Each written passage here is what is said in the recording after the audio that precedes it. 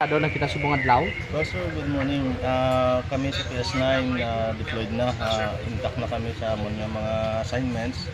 Especially diri sa duwala man actually amon ang Republic Cemetery and then ang American Cemetery. So as per observation, gamay pa man lang gasululod, more or less mga 150 to 200 pa man lang.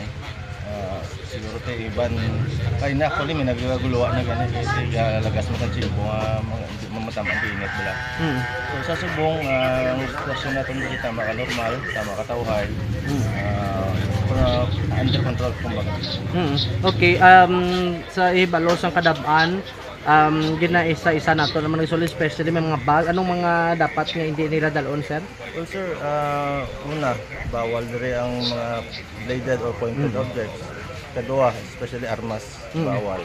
Ang music, loud music, bawal. Bawal masugal, bawal madala ilingnon, bawal ang mga firecrackers. So, actually, wala nagmanta masyado sa mga na-confiscate. Actually, subong wala kita pa na-confiscate because siguro educated naman ang mga tao, kabalo na sila kung anong bawal diri sa patso, masulog ka diri.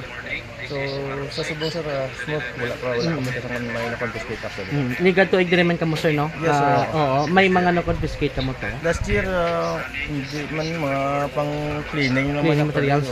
So, nagbigan siguro, hindi pa masyado mo ng awareness. Pero sa subong, aware na yung tao.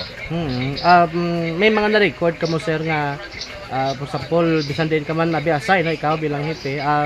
May mga na-record ka mo nga may mga kinagamo sa mga patio abis at yun sa pista minapay, doon mo na. As of yesterday, kung this year lang sir, as of yesterday, wala kami sa may na record, especially dito sa amon sa area sa Kung sa mga nagligad, sir? Ang nagligad, wala man sir. Wala man, no? So, pa doon mga tawhay, mga tawhay man sir. May kabalo naman ta sir, kung sino bantayan ta.